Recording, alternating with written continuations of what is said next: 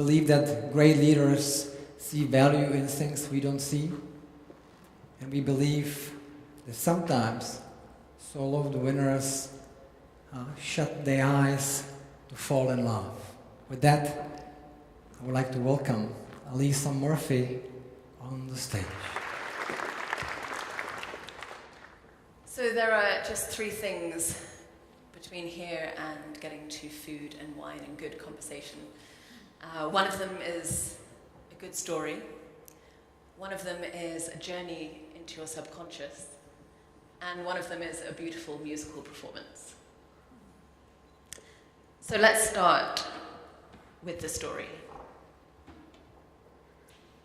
It's my first day at the greatest acting school in the world, the Royal Academy of Dramatic Art. Thousands audition, 30 get in, and here I am. They take us into a big studio and sit us around in a circle just like this. Then the principal himself comes in to give us his motivational welcome speech.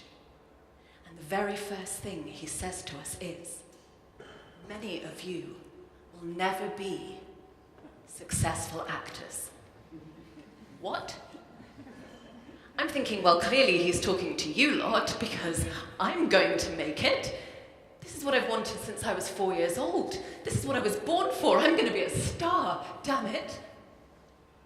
And then he says it again. Many of you will never be successful actors. But whatever you go on to do, the 3 years that you spend here will serve you for the rest of your life. I had no idea what he was talking about. Fast forward 6 years. 3 of them spent rolling around on the floor, getting my degree in acting, and 3 of them working professionally. On stage, on screen, living different lives, learning to hold an audience in the palm of my hand. Except, it wasn't exactly the way that I'd imagined it to be. There was a lot of sitting around and waiting for things to happen. There was a lot of, oh, you so nearly got the part. There was a lot of working in a marketing department to pay the bills and feeling as though all the power lay in somebody else's hands. Then one day, I meet an investor in a sector called clean tech. I'd never heard of clean tech, but I quickly fell in love with it. And before I know it, he asks me if I want to come and be the CEO of a clean energy company. Did I have any idea what I was doing? No. But what I did know in that moment was that no one was going to make me an offer quite like that again. It was the role of a lifetime, and I had to find out if I could do it. So I quit acting, literally overnight, and take up business. And when I say that I quit acting, I mean that I buried that part of my story. No one knew what I'd been doing just weeks before. I'd been using a stage name, so it was easy enough to do, and I just let everyone assume that I was a chemical engineer. Why did I do that? Because I was 26 and a woman.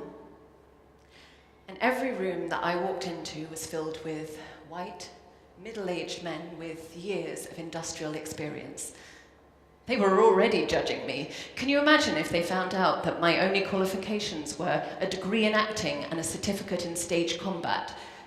It seemed to me that everyone else had these rational, linear career paths, and mine just wouldn't be accepted. Yeah, but you know what's funny? The whole time that I was running that company, I was acting my ass off. I survived by acting as if I knew exactly what I was doing. I exuded confidence and fierce intelligence. I asked probing questions about technical details I barely understood myself. I played the part. And no, that's not quite the same thing as faking it. You see, when you play a role, you become the role. And I became that CEO.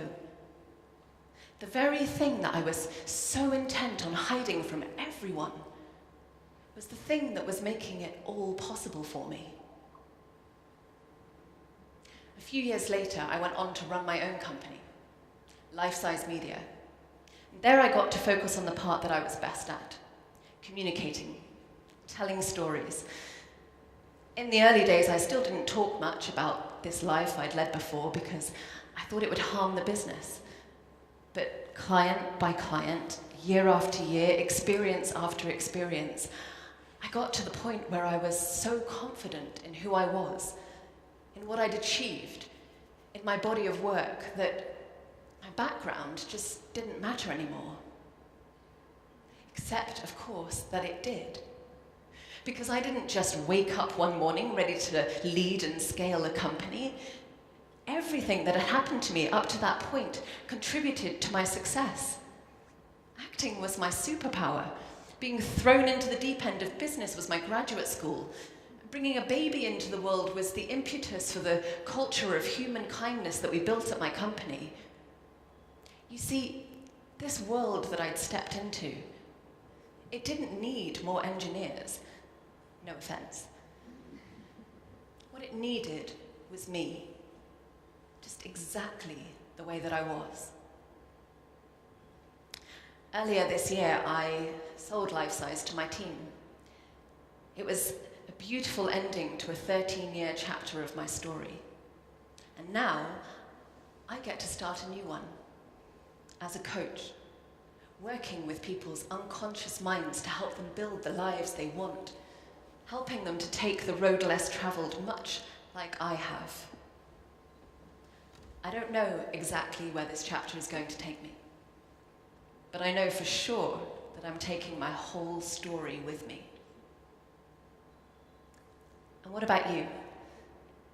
How much of who you are did you bring with you here today? How much of your story are you brave enough to tell? Are there parts that you would prefer remained hidden? Nuances that you tell yourself don't matter? Because they do. All of it matters. And when we can show up as all of who we are, the impact is incredible for ourselves, our families, our teams, our industries. Will you try a little experiment with me? It's nothing scary, I promise. I want you to turn to the person next to you and tell them something about yourself that you would never normally share at a networking event. It can be anything you want, big or small. It can be what you ate for breakfast, what you wanted to be when you grew up, anything you like. Go for it.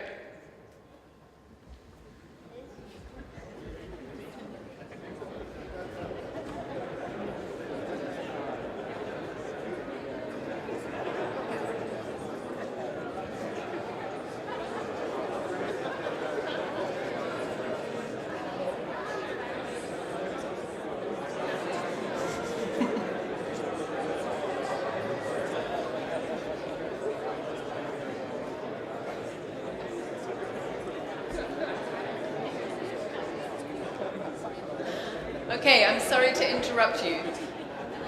Maybe some good material for conversations later. What was that like? What do you notice about the energy in the room? None of us are as straightforward as we might appear, and I think that's a wonderful thing. What might become possible for you when you can truly embrace all of who you are?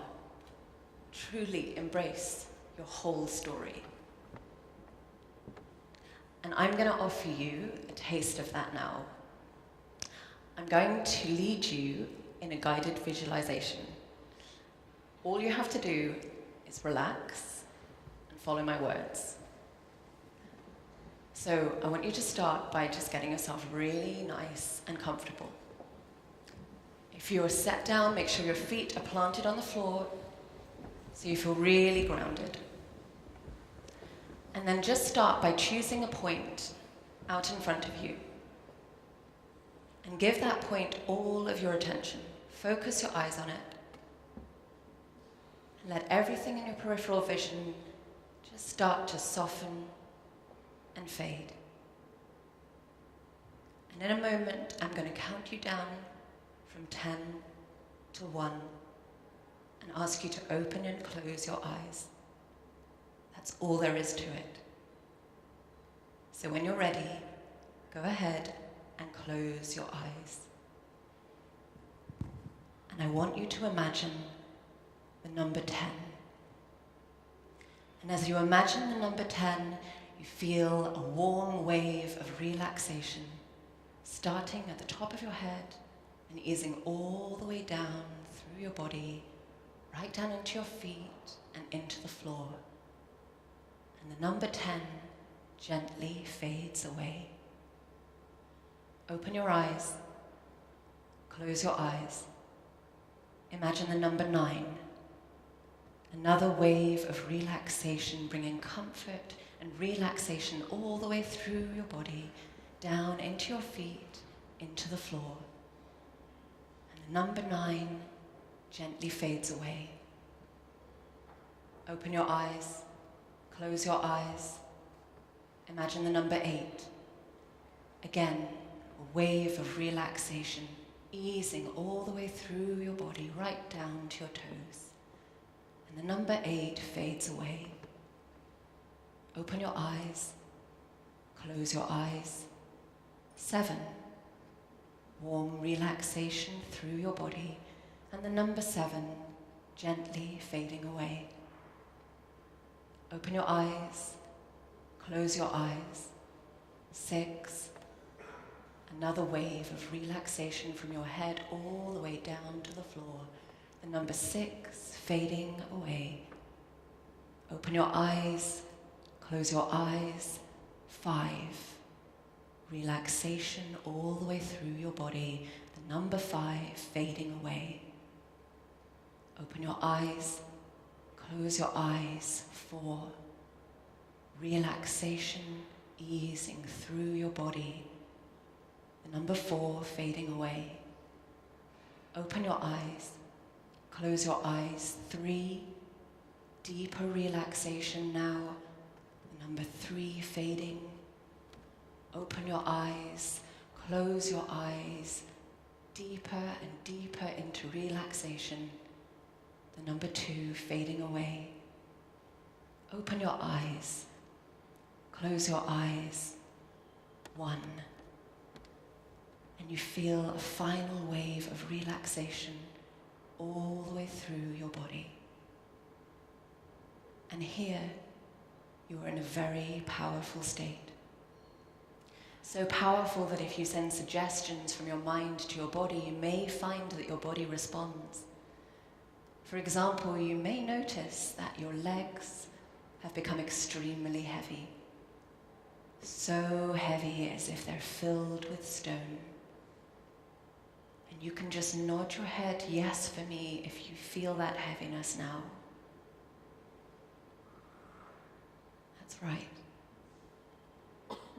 Now imagine that you find yourself in a cinema and you're the only one in there.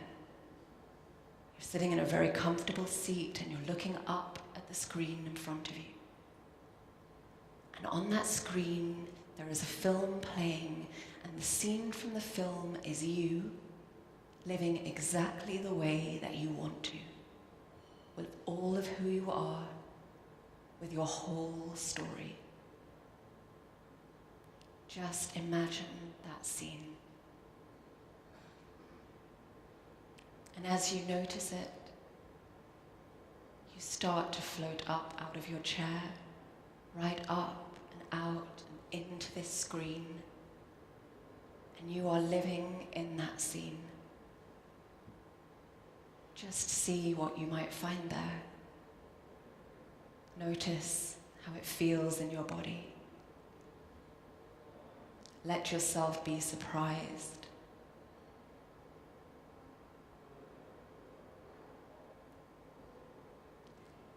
And in a moment, it's going to be time to go. But you can come back here whenever you want, because this is yours. But for now, start to float back up out of the scene. Let the scene fade. Feel yourself coming back into your body. Maybe start to wriggle your fingers and your toes. Start to bring some movement back into your body now. Start to give yourself a little stretch. That's it. Come on back into the room. Move your body, start to stretch.